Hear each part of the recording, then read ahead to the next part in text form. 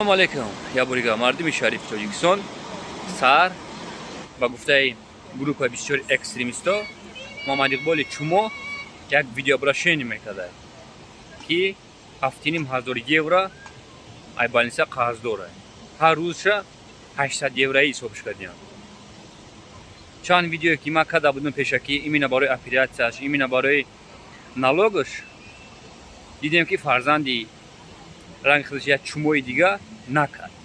Пешакӣ Зохфаёб кор кесай, Алмазнам уже бизаки тайёрай.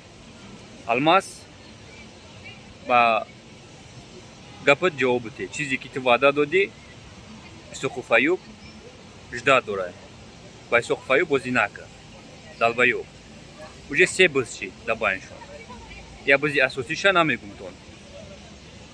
Пешакӣ гап занем ки шакал изоб